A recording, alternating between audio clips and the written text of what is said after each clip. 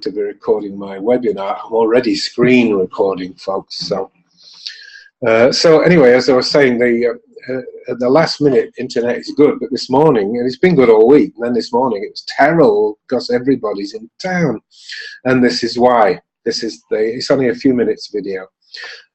People smashing red pots, and in fact I bought myself a little red pot and smashed it at the end, as you'll see. So just watch this for a minute while the rest of the attendees come along. So this is the street. Oh, hang on, I need to share the screen, don't I? I've just realised I need to share the screen. There we go.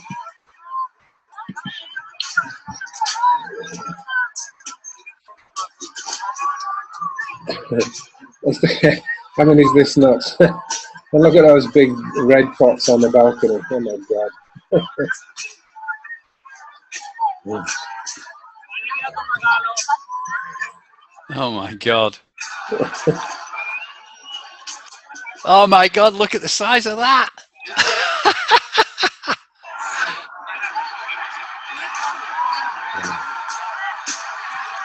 Oh my gosh.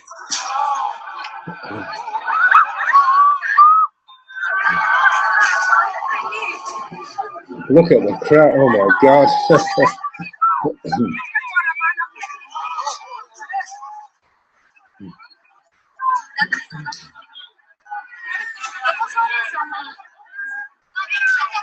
That is amazing.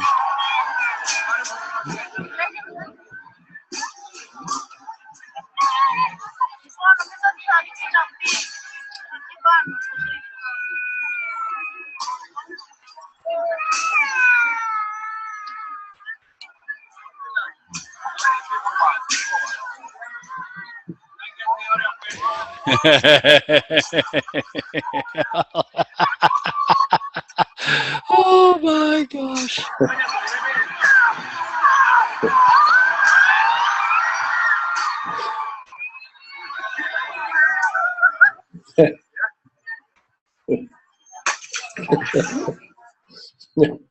So there you are, folks. That was a typical day on the island of Corfu. Not. Oh my gosh. Okay, so I've stopped sharing, so I think probably you're seeing, I hope anyway, you're seeing my image. Can you see it, Malcolm? Yeah. Central? Yeah. Yeah, okay. All right, so out of, by the way, the members have shot up dramatically in the last couple of days. We're now well on the way to 200 pioneer members who want to join in the project, who want to do good stuff, which is great. But as I said, there's been quite a lot of technical grief trying to keep everybody in the loop and finding the page and being able to download and yada yada. But I think we're okay bandwidth-wise. That's what went wrong last week. We had plenty of people there, but as soon as I started playing videos, it all went belly up. Okay, folks, so that for those of you who are late coming, what the hell was that? That was just why there was a bit of a worry here today.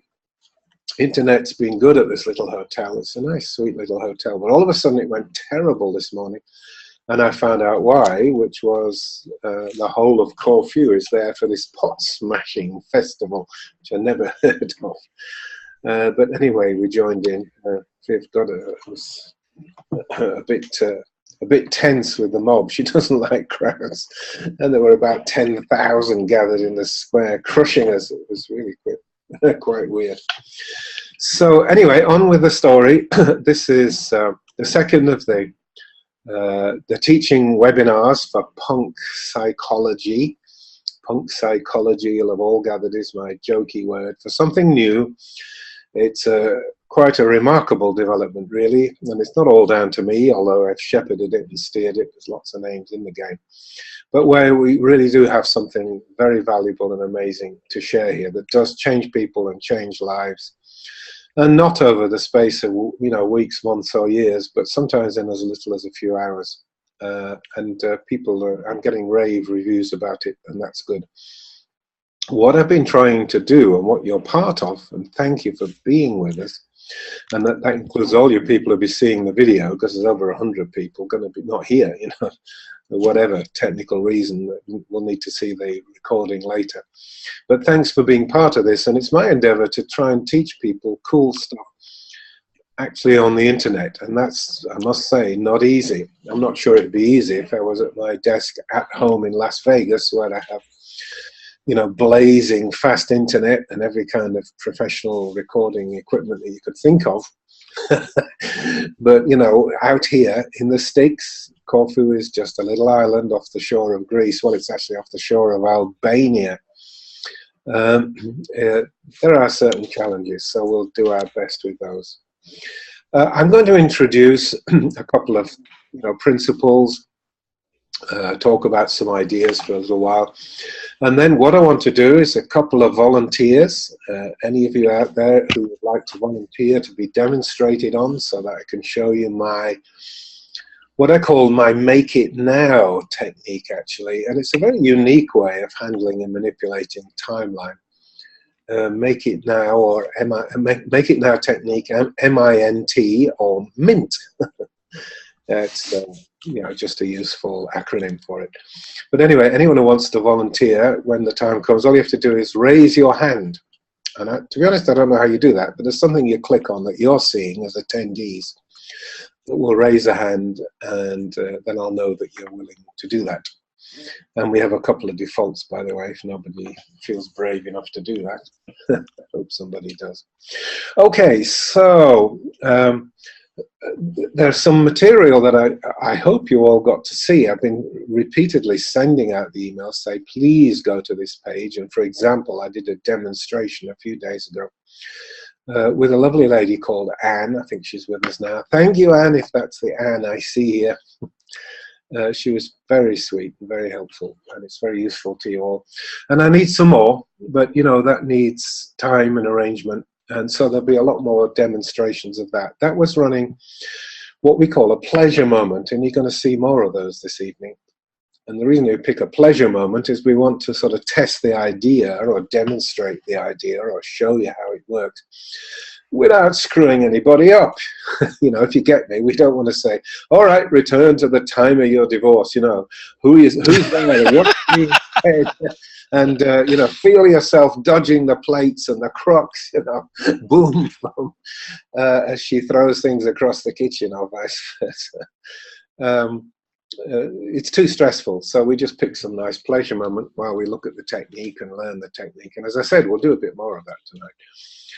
Because I think live on air is important. And in fact, I'd like to do the ultimate experiment tonight, if we can, which is to have somebody who knows nothing about anything, that's never tried it before, do it on somebody else who knows nothing about anything, has never tried it before. And let's see if we can make that work. Okay. Listen, there's a few folks signing in. Please, if you didn't get what you want, please don't keep telling me. It's stressful enough going live and knowing there are problems without people keep saying, oh, I couldn't download so-and-so. You know, it's difficult. I'll have to deal with that after hours, you know, tomorrow, probably. Remember, we're 8 o'clock in the evening here. And, you know, I'll just, actually, it is, yes, it's 8:10. I just realized my computer clock's wrong. It's still on Italy time, so that's how confused we are, folks. Anyway, we'll talk a little bit first before we get down to some demonstration work. And although I'm tired of having emails saying I can't get it, I can't download it, there's nothing there, I know there are several scores of people who did get it. So I don't know what your problem is if you didn't. I'll have my team fix it, but it'll be no, it won't be Monday, will it? It'll be Tuesday, because it's Easter. It's the long weekend, as we call them in England. I think the Americans have the same idea, don't they? Have you noticed, by the way, over my lifetime, I've had toothache several times. Really bad toothache, and it always starts at 5 o'clock on a Friday. You cannot get at the dentist until Monday morning, and it never starts on Sunday evening or, God forbid, Tuesday afternoon. It always starts on a Friday afternoon, and it's the same here. I've had showers of complaints. I can't do this, I can't do that, I can't log in, the page isn't there, I can't download. But I'm afraid there's nothing I can do till Tuesday. because, you know, it really needs the skills of my IT team, if skills is the right word. Listen, let's be jokey and say, can they cause the screw up? Let them sort it out. But anyway, those of you who've got it and know what I'm talking about, I've released chapters 3 and 4, which obviously logically follow on from the starter package you had. And the first one is pretty challenging, really. It's like, what is the mind, I think is the title. Or, in fact, I believe it's in this chapter. I posed a very interesting question from, what was it, American, oh gosh, I've forgotten his name. Anyway, an American behavior, Skinner. Skinner, who thought that everything was just behavior. There wasn't any mind. You just did things. You just responded and what the environment said. Clunk, click, and you responded to it. Is it J.F. Skinner? I think it's J.F. Skinner, who said there isn't any such thing as a mind. He described it as a convenient fiction. Well, I'm sure he had a mind when he wanted to shout at his wife in the evening, or when he wanted to say that was great after sex, but you didn't believe anybody else did. So it was a crackpot theory, and it led to something called behaviorism. Yes, thank you. Somebody, I forgot, didn't catch the name, but somebody straightened me out. It is B.F. Skinner. So it's kind of jokey in a way. I introduced it. I believe I have a mind, and therefore I'm entitled to think that most other people do too. The thing is, what is it for? What is it, in fact? What does it do? And the answer is it's supposed to be protecting and enhancing the organism. I think enhancement is the right word. And it's got a #1 algorithm. Now, for those of you not very technical, an algorithm means a calculation sequence. You know, you do this, then you do this, and then this, and this, and you get that. That's what we call an algorithm. And I believe I'm the first to write about the mind's #1 algorithm in the terms that I do. Other people might have other ideas. And in fact, the artificial intelligence people are full of their own ideas. But never mind that, you know, with what we do and what we are as human beings, the way we behave, and as a fairly clever, fairly observant doctor, this is what I believe it to be, and this is what you can see people doing.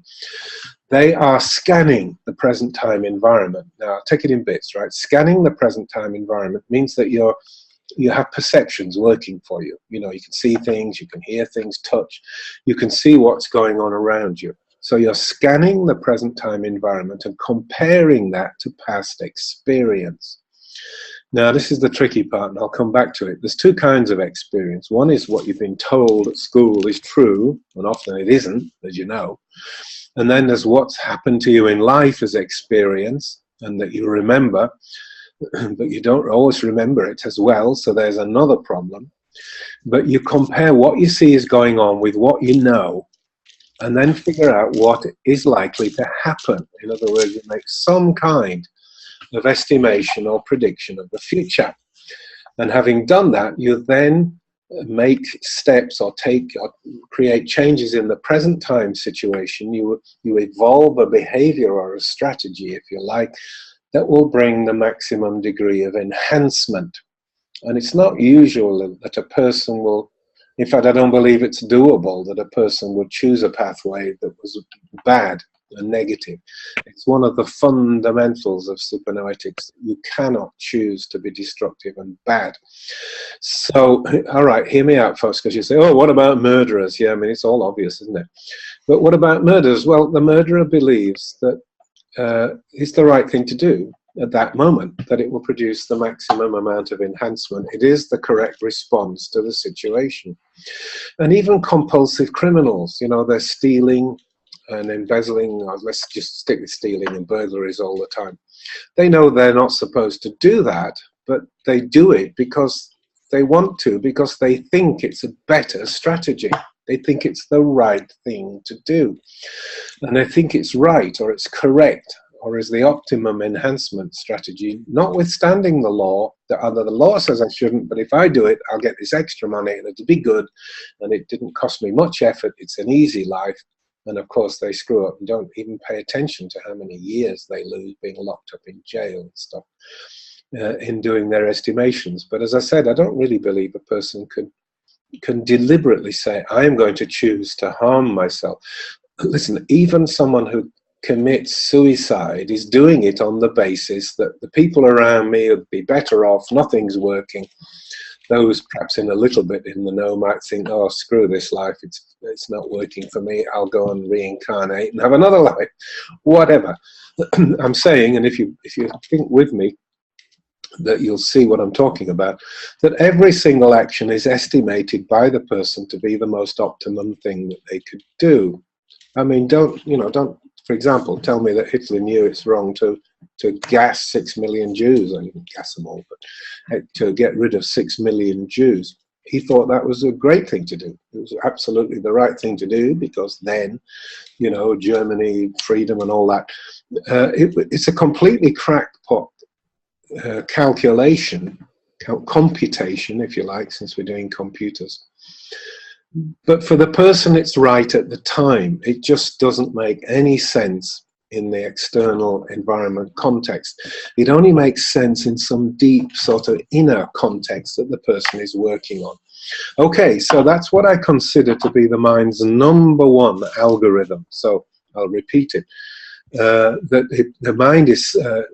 the person with their mind is scanning the present time environment, comparing that to knowledge and experience to make estimations of the future in order to evolve the most optimum behavior in the present, or the most enhancement from what situation the person or being encounters. Okay?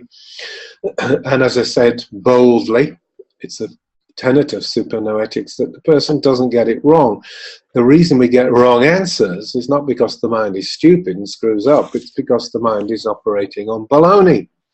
And there's two kinds of baloney, so let's go into that, right? The first baloney is learning stuff that's wrong. And there's plenty of that goes on. The whole of the modern educational system teaches wall-to-wall crap, basically, that has almost no relevance to life. Throw in religions and a couple of other things, and you realize people are being pumped full of stuff that really has no workable value. It's based on bad assumptions.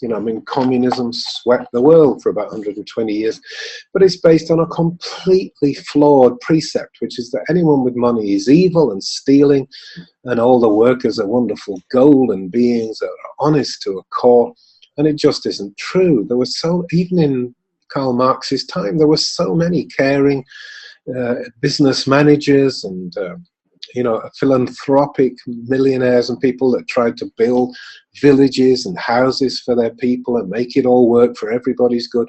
What Karl Marx took to be the basic premise was just fundamentally flawed, and so communism is fundamentally flawed. Communism says if we get rid of all the managers and all the bosses and shoot everybody, everybody will be free. No, nobody's going to have any money, because the managers and the bosses are the people that create the work and therefore create the workers.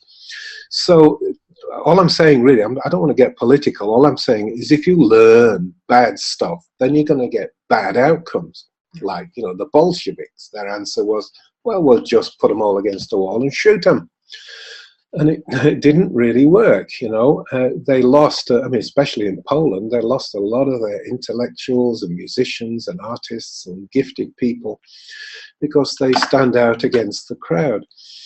Let's come back closer to home, which is the average child or youngster that's graduating from school or college is really just about the most inept creature you could find.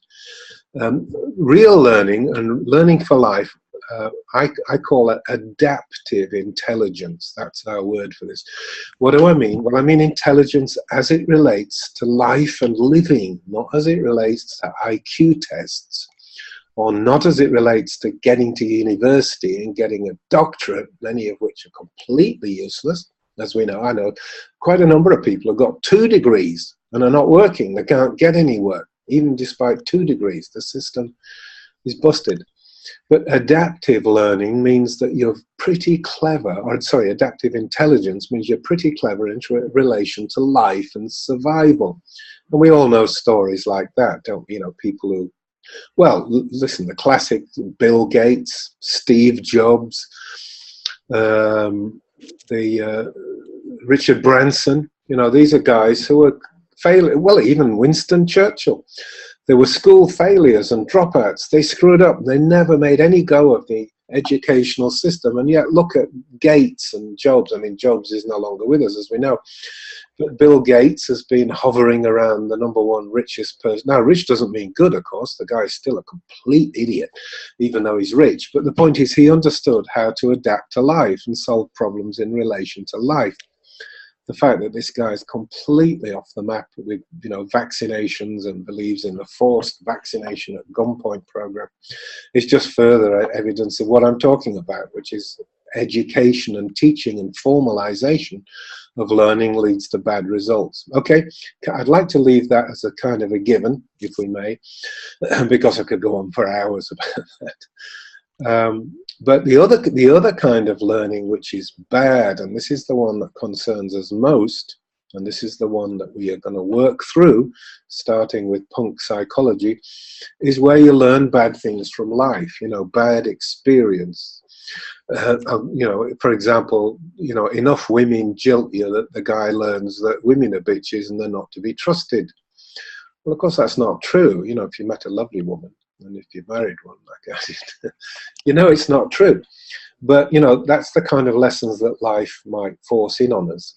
And this is what I was talking about last week when I talked to you about mnemonics. We have these sort of shadowy, dark experiences. They're not at all vague in the sense they're very precisely circumscribed. They're exact kinds of events where the person experiences setbacks and reversals. But the results can be extremely muddy and cloudy and uncertain to the point where the person can't think straight. They've lost their clarity of vision.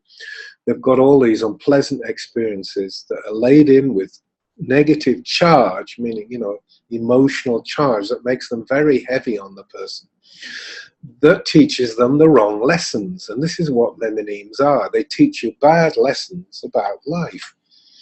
There's nothing wrong in, you know, if you experience something bad, taking a learning from it and using that. But when it's forced on you that, you know, some kind of, like the example I gave, you know, some 1 or 2 or 5 bad experiences make the person think women are untrustworthy bitches, then the man is not going to behave well around women, is he? And reverse it. Come on, it's, you know, it's political correct to say women like that too. You know, they've had some bad experiences with men, so they don't like men. And find themselves, you know, a lesbian lover, and off they go, you know, starting on a completely different biology. But this is learned from bad experience and what we call charge. That's the sort of negative emotional energy or the mental energy that distorts or perverts your thinking from the past.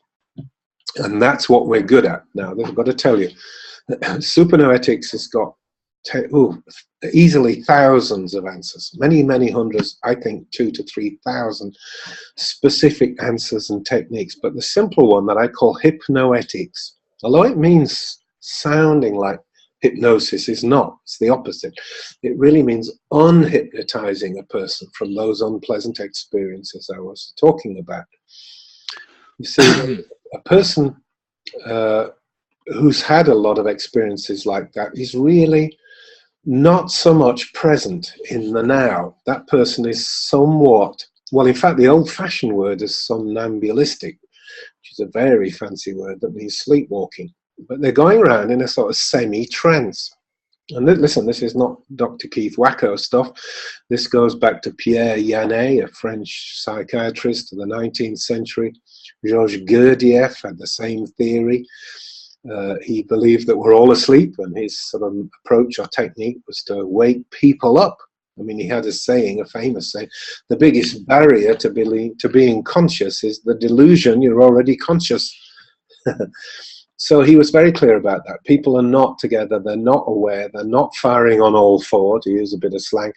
Their attention is very, very distracted by all this stuff in the past. And there have been various techniques to try and deal with this. Gurdjieff's own was not very easy. It was, you know, try and catch yourself thinking things you shouldn't be thinking. and change or correct it. It's really almost impossibly difficult, to be honest. But in Supernoetics, we have a very simple technique, and I have christened the core technique, anyway, I've christened the core technique, make it now. So what we do is go back on the timeline to points, to the key points where these bad things happen. Now, it's not hypnotism, it's not a trance, the person isn't, you know, wandering off in the great yonder. The person is wide awake, and in fact, only in a light alpha state. And if you know your brainwave technology and, you know, theta states and alpha, you'll know that alpha just means slightly turned inwards. The person is completely aware of their surroundings.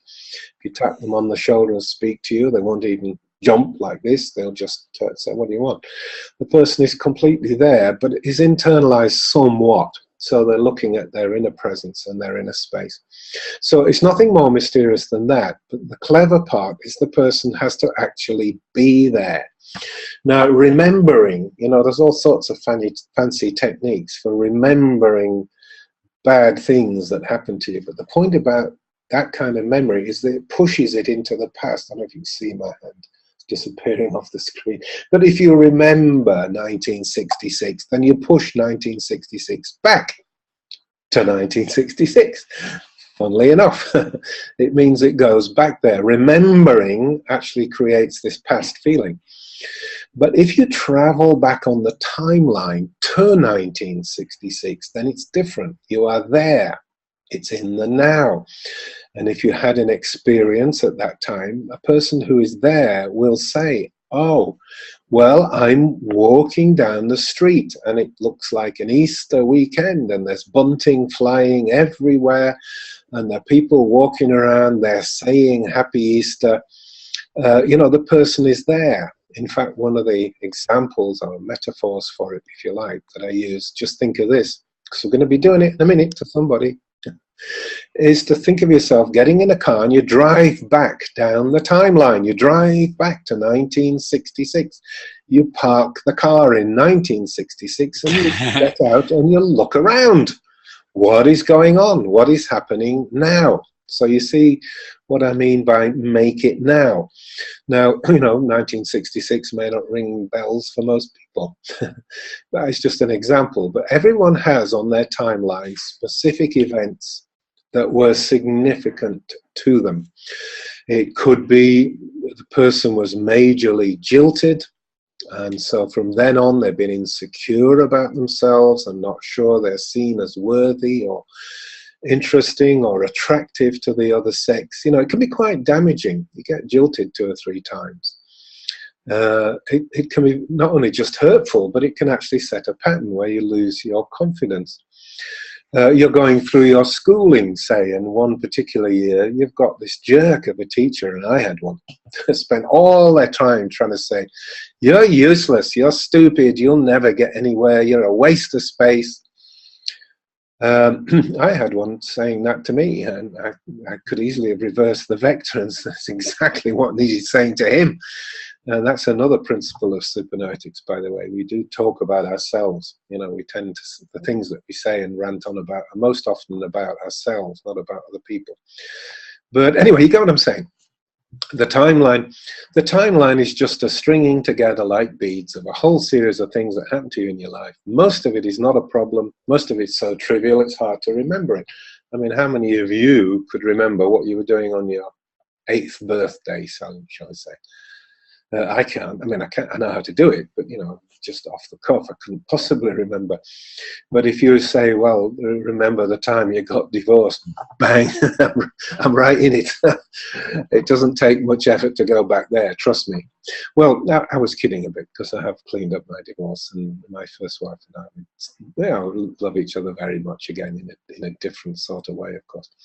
But you get what I'm saying. There are parts of the timeline that are hurtful, they're nasty, they're unpleasant. These are what we call mnemonimes. These are the game changers that steer you onto different courses where you really don't want to go. You pull in hostile, negative mental energies that you really don't want these. Trust me, you do not want these. And you often make decisions and create beliefs as a result.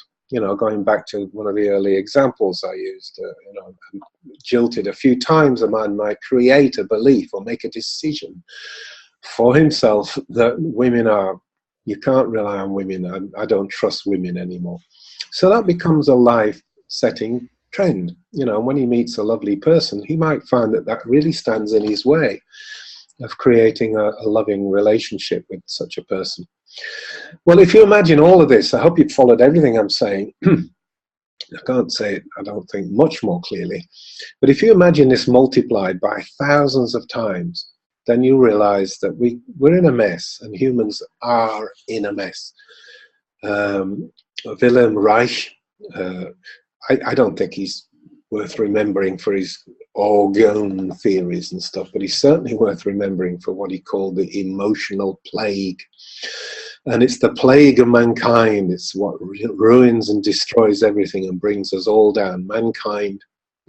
Listen, doesn't it strike you as a paradox that mankind is so intelligent, we're so clever, you know, with these primates, we came down from the trees and we invented computers, motor cars, cell phones, man on the moon, all that stuff. How brilliant is that?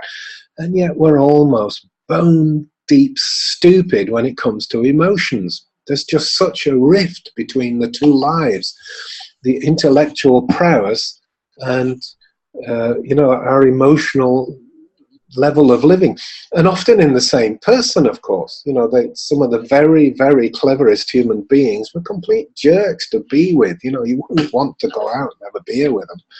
Isaac Newton is probably the cleverest genius of all time, I should think, was extremely irascible and rude and unpleasant, and nobody liked him. But he was beyond clever. You know, he didn't just invent, well, I was going to say invent gravity. Yes, he did invent gravity. It may not exist, but he put together this theory about some attractive force that he called gravity, and did all these equations that worked well enough to put a man on the moon to within 10 feet of where he should be.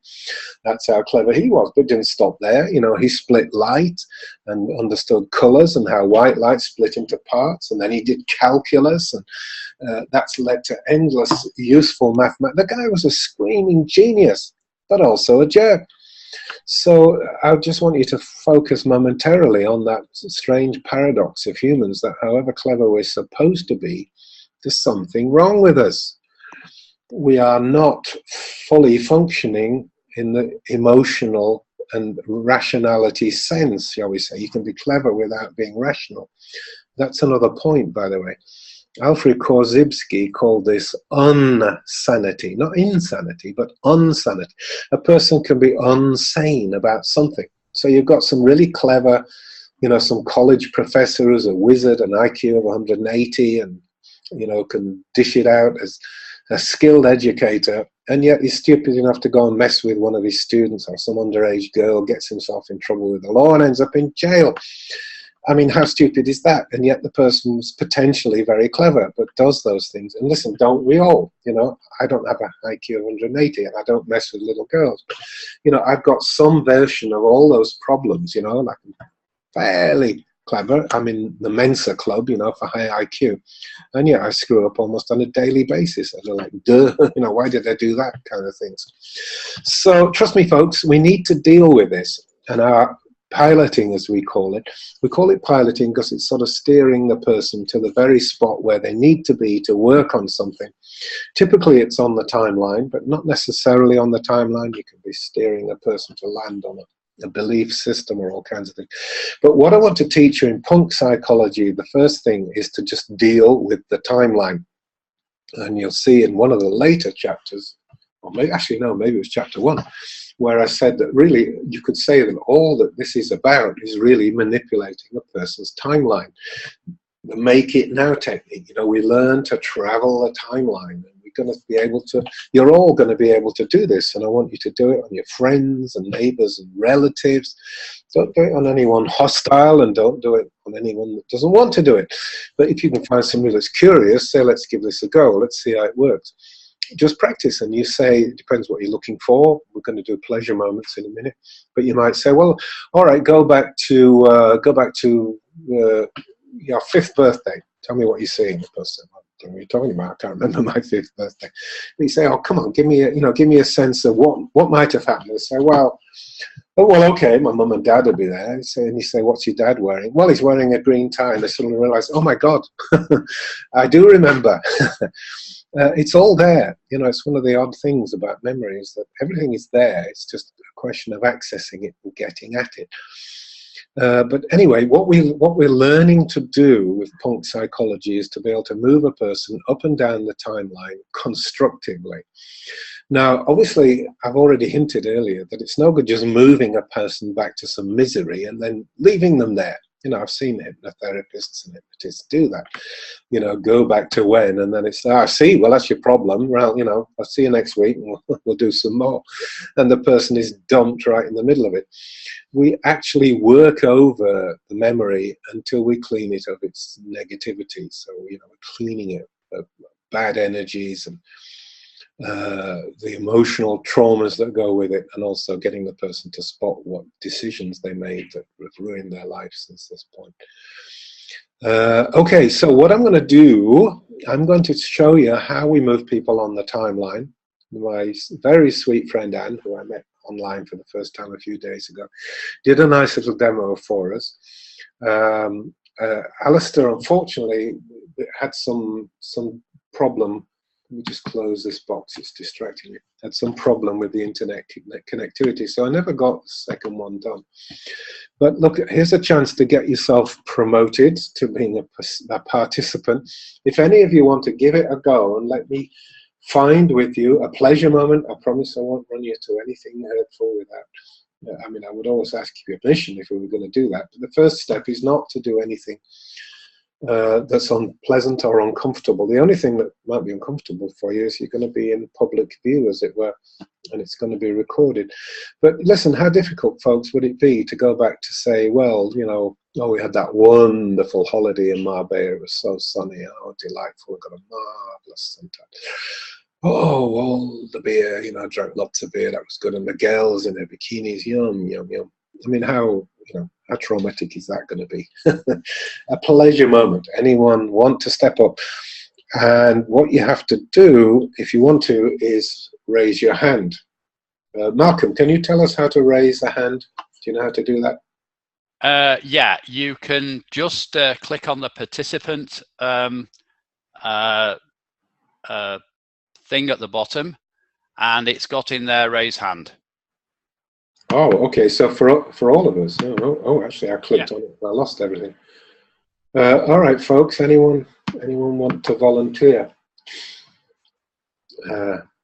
Yeah, somebody's gone for it. Carmela, thank you, darling. I'm going to promote Carmela to a panelist, which means that we'll be able to hear you in a moment, Carmela.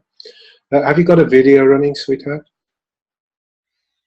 Let me unmute you. Carmela, do you have your video running? It's not essential, I'm just asking. It may not be working because I'm not using my own computer. But I can hear you, and you can hear me. I can hear you beautifully. Can you see yourself on the computer you're on? No.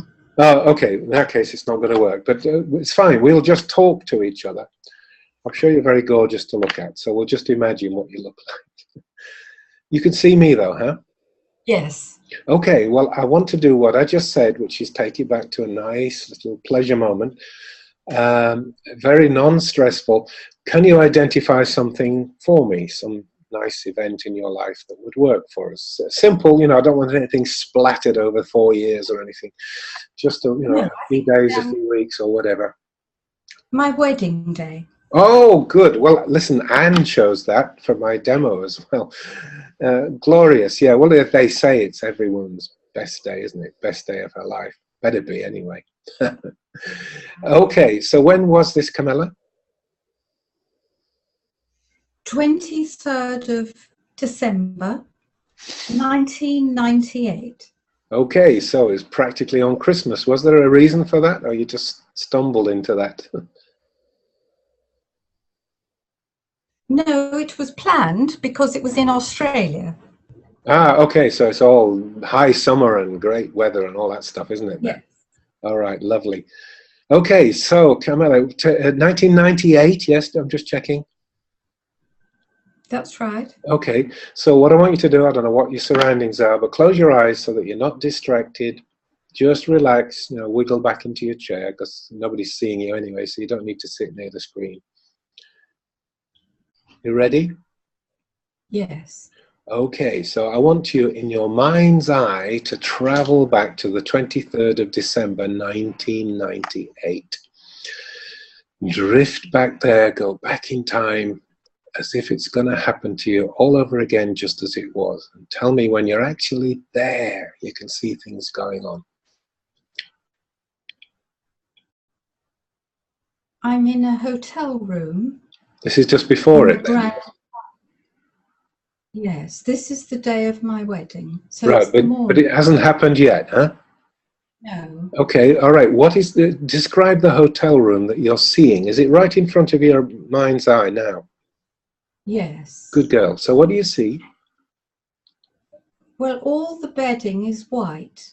Mm-hmm. So white duvet, white pillows. It's a huge bed. It's a huge room. And the walls are sort of neutral coloured. The curtains are white. Oh, very white. Very white scene then. Okay, now what I want you to do then is start rolling this forward, just slowly and gently, like you press the play button on a VCR and play the movie. So tell me what happens next. Right, I've dressed, and my friend Janet, who's my matron of honour, she's helped me to dress, and I'm wearing an ivory silk dress trimmed with lace and a little hat. Great. Can you what emotion are you feeling? Can you tell me what emotion you're feeling? Can you feel it again now? I am so nervous. My heart is thumping. Can you feel it going boom, boom, boom in your chest? Yes. Just like it and was. I'm wanting to cry. I've been waiting for this day for over a year.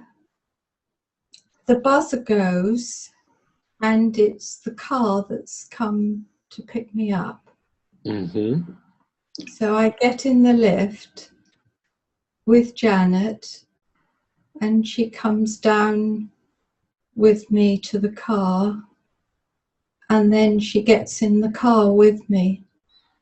And the car is white, it's a big car, Mm-hmm. and the driver is wearing a uniform,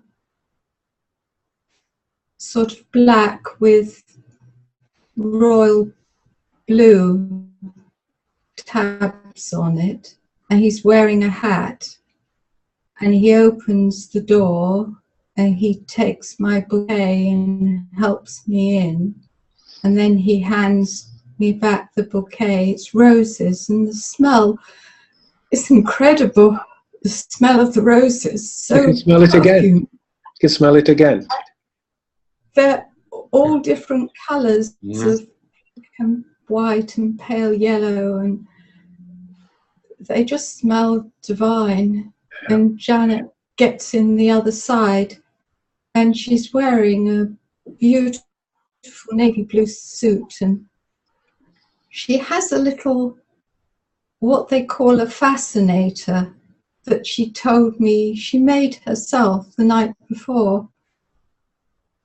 And the traffic is so horrendous, we seem to be going round and round in circles. Mm-hmm. And then the driver he's getting a message through the radio. Where is she? Where are you now? And he's saying, I'm not far, I'm not far. And Janet and I look at each other, and we're a bit nervous because I'm not very confident that the driver knows where he's going. Oh, Lord. So we go round and round, and the traffic is just so busy. And then the radio sparks up again where are you? Where is she? She's got to be here. And he says, I'm on my way. And this goes on for ages and ages. And then the radio comes on again. You've got to be here. The wedding can't carry on unless you're here. Are you sure you know where you're going? Well, about an age later, we arrive, and it's one of these old buildings in Melbourne. They think these buildings are, grade 2 listed, but Mm-hmm. in England it wouldn't be considered very good. Yeah. But they think it's wonderful. So we arrive, and everybody, all our guests, the photographer's called Richard. Oh, you remember his name? Great. There with his assistant, Claire, and I think they're boyfriend and girlfriend. Mm-hmm. And she's coming across to help me get out of the car, and she looks at my dress admiringly and says, "Fantastic." And I feel pleased. Yeah. So I'm getting out of the car and walking into the building, and I'm crying. I haven't got a handkerchief. Does it make you want to cry now? I am crying. Oh, darling. Don't worry, it's just the emotion in the memory. So Janet hands me her handkerchief, and it's got little daffodils embroidered on it. Uh-huh. I'm wiping my tears, and I hang on to the handkerchief because I can't be sure of myself. Mm-hmm. Inside the building, the celebrant is very, very anxious. She tells me we've got to get on with it. And I see my husband, be Roger, and he's standing there, and he's looking very handsome, very calm, whereas I'm worried about saying my vows. Mm-hmm. So the celebrant starts on, and I have to repeat the words after her. I'm just so full of emotion, I just can hardly speak. So I'm using Janet's handkerchief, and I've got makeup on it. And I keep trying to say the words, and it's so hard to say them. This moment I've been looking forward to. I'm just so full of emotion and joy. But I get through it, and we exchange rings and vows, and then it's over, and I'm so relieved I've got through it. And then we have to go behind the scenes, and there's the huge book, and we have to sign our names in it. And Janet and her husband witness it. Mm-hmm. And I'm feeling so much better now. I'm still dabbing my eyes with the handkerchief. And then we have some photographs taken, and Janet arranges my dress so that it's almost like a circle. The train is spread out like a circle. on the floor, and I'm holding my bouquet, which she's been holding for me. And then we have the photographs in the building. And then my husband leads me outside. It's a really hot day. It's in the 30s, probably 35 degrees. Wow. But I don't feel it's oppressive. I just feel so elated. Yeah. And the photographer comes out of nowhere with his assistant, and he starts taking photographs. And then we all get into the cars, the big white cars, and drive to a park. And that doesn't take too long. It's nearby. Lots of beautiful trees. They have a wonderful flowering tree which is bright blue, called a jacaranda tree. Right. And that was brilliantly decorating the trees, the jacarandas. And we stood under the trees and lots of photographs, and turn this way and turn that way, walk away from me and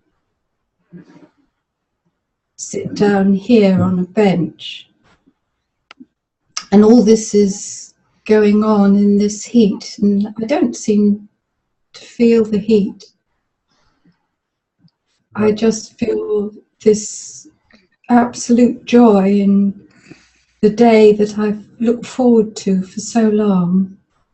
Wow. Listen, darling, I'm going to stop you there. So thank you for sure. Don't open your eyes and don't come back to now. Stay where you are, down in 1998.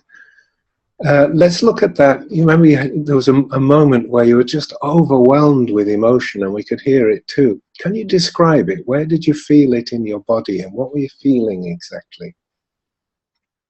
Remember as you came to the church and took the handkerchief, that moment. I suppose I felt it in my heart. It just,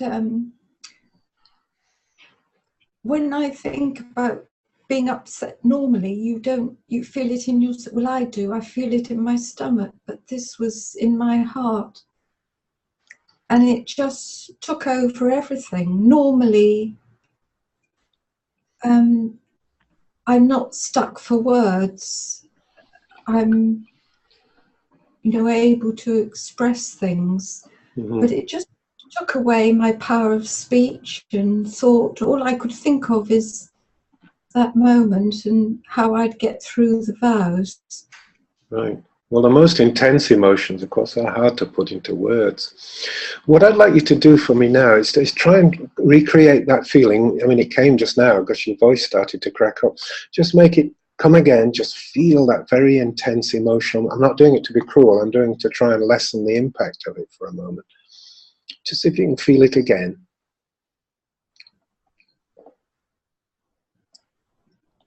Right, I can feel it again. Yeah, okay, and then feel it again. Make it come again. Give it some life in your chest, in your heart. Feel it there.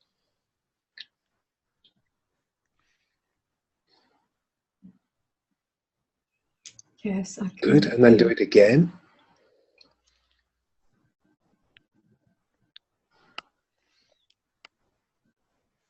I can feel it again. Good, and then again for me. Feel it again. Right there in the heart. Yes, I can feel it again. Okay, is it getting a little easier and more manageable? Yes. It's obviously a very positive feeling here, but just a bit too intense to master, wasn't it? Just try and feel it again a couple more times. Feel it again. Yes, it's not as intense. Yes, good. It Well done. was hurtful at the time. Yeah, well, it was your big moment, wasn't it? This is just a memory. Okay, now feel it. We'll do it twice more. So feel it again.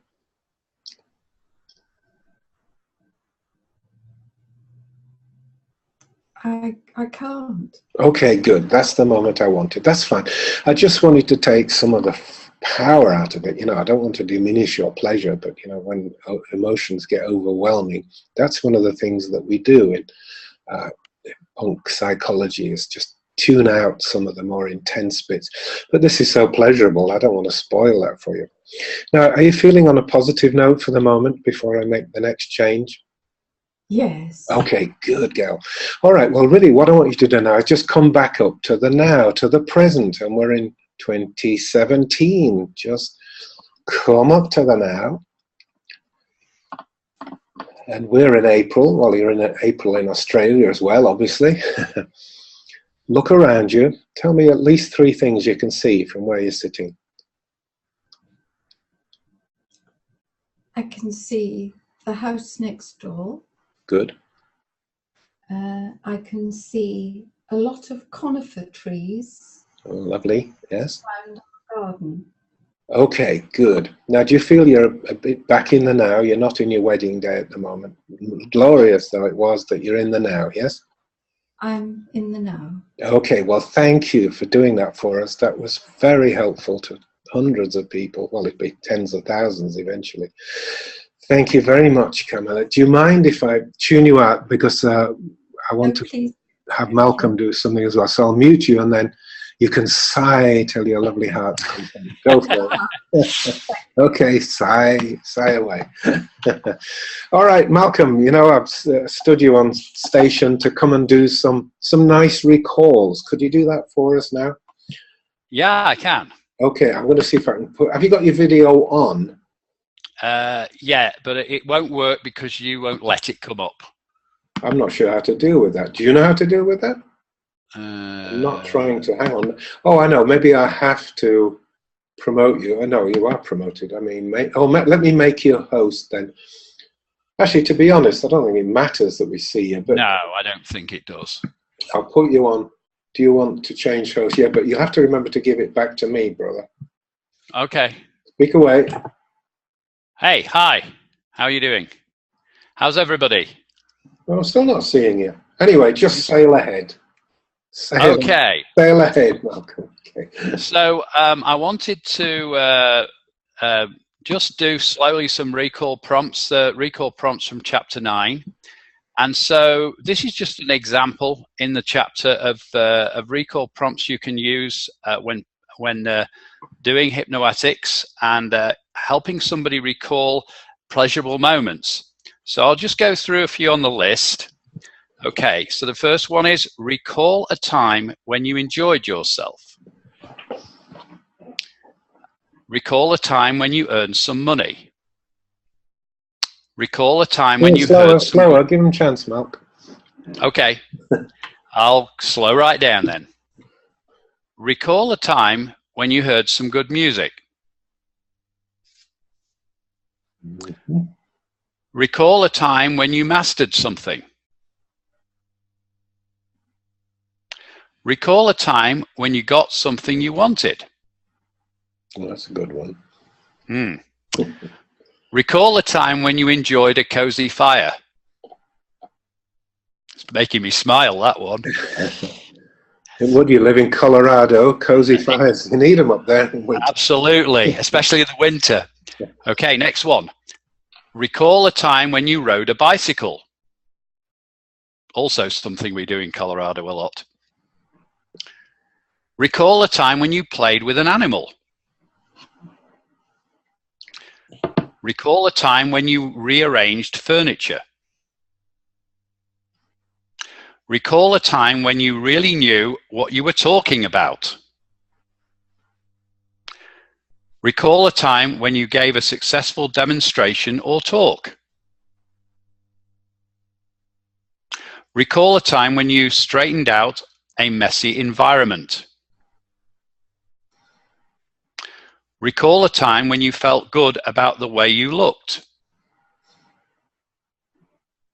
Recall a time when you enjoyed talking with someone. Recall a time when you were acknowledged for a job well done. Recall a time when you kept a promise. Recall a time when you held somebody close. Recall a time when you enjoyed exercising. Recall a time when you drew a picture. Recall a time when you helped somebody. Recall a time when you won. Recall a time when you met someone you got on well with. Recall a time when you had a good time dancing. Recall a time when you felt important. Slower. Give them a chance. Sorry? A bit slower. Give them a chance to really pull up a picture. Okay. Recall a time when you're having a good holiday.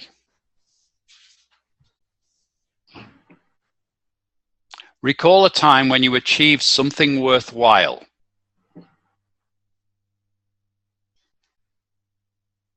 Recall a time when you were enjoying a long walk.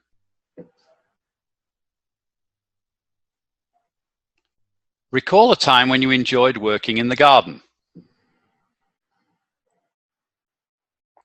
Recall a time when you had a good idea.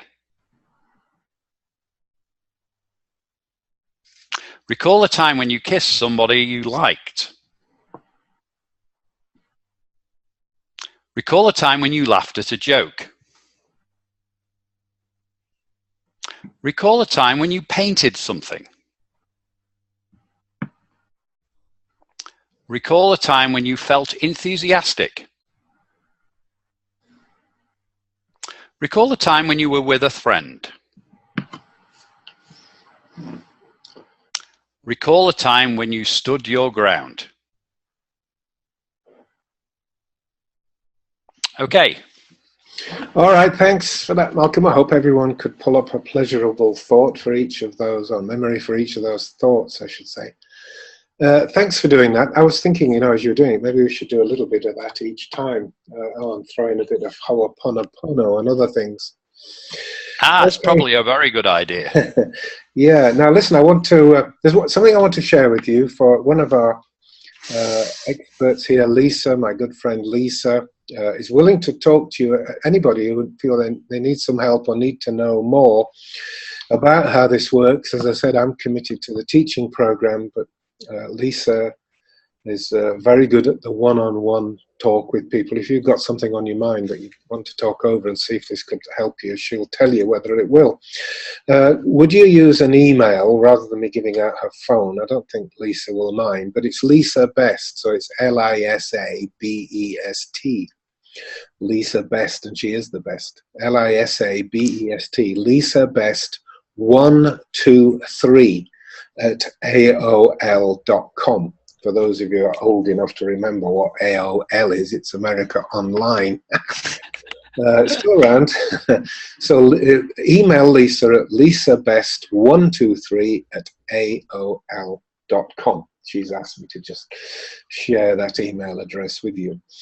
Okay, well, technology just for once didn't let us down, except I have no idea why we can't see Malcolm's handsome face. I've got no idea. He thinks I'm blocking it and I'm not doing anything. Carmela, I understand, she couldn't see herself, so neither could we. But for you, Malcolm, I have no idea. Just honestly, no idea. But anyway, your very authoritative masculine voice carried the day anyway. So I hope that's been very useful to you folks. I hope by the time we do it again, I've got a bit more sideways freedom, laterality, so we can do a bit more and spend more time. But I especially would like to give a heartfelt thanks to Carmela, who I think was quite brave and magical to come on like that. But she did it so well, it was almost like I'd rehearsed her. Promise you I hadn't. I never met her in any sense, and this was our first online meeting, as it were. And she was wonderfully giving with a memory about what was always the woman's special day, isn't it? They say. Well, what do we guys know, eh, Malk? But anyway, every woman says, oh, it's the best day of her life when they get married. Or maybe like ship owners, you know that joke, Malcolm, right? The two best days of a ship owner's life, the day you buy the ship and the day you sell it again. So maybe like that with marriage, the day you get married and then the day you get divorced. Just kidding, folks. Divorce is the most horrendous thing and I wouldn't wish it on anybody at all. So I'm going to end it there. I was going sort of, while I'm on a roll and while I'm winning, I'm ahead. I think I'll just call it a day, and I look forward to meeting you all next time. But let me just run this by you again, which is there's clearly been some difficulties about downloading stuff, but I have sent out a link that should enable you, and I'll check it and double check it. I'll get my team next week to check it, make it work. I can't, unfortunately, in the members area for punk psychology, I can't do an attachment to an email, otherwise I'd just attach it. But I all want you to have chapter 9. That's what we've just been working from, and it's running pleasure moments in this way. And listen, I want to assign you all an out of class assignment. I want every one of you to read it and do what I just did with Carmela. There are no formal instructions, really. Just find out when the memory was and send the person back there. If you want to make it really crystal clear what you're after, use that little example of driving the car back, you know, say it was 1992, drive the car back to that event in 1992, get out the car and tell me what you see. If you want to be really slick, you just say, well, back up to a few moments just before it happened, and then say, right, go forward and step into the actual memory and tell me what's the first thing you see, the first thing you hear, or the first thing you feel, or whatever. And then say, talk me through it. And just, all you need to do is listen. Carmela did it so beautifully. She said, I'm standing here and Janet is next to me and I'm in the car and the sound is coming over the car radio. She's in the correct tense, you know. She's not saying, oh, well, we drove around for hours, not, you know, I think we got lost and we arrived very late. That's remembering. That's not being there, and that's not making it now. So it's really very easy. All you have to do is find a loving friend. A spouse might even work, but be careful in case he or she doesn't pick the wedding day as the best moment of your life. Anyway, listen, you don't need to do best moment of your life, just pleasure moment. And have the person go back there, be there, go through it and experience it. If you feel it went well, send them through it a second time. All you need to do is just say, well, please just go back to the beginning and let's go through it again. And maybe add another spin on it by saying, this time, try and listen to what's been said. Tell me any words you can hear.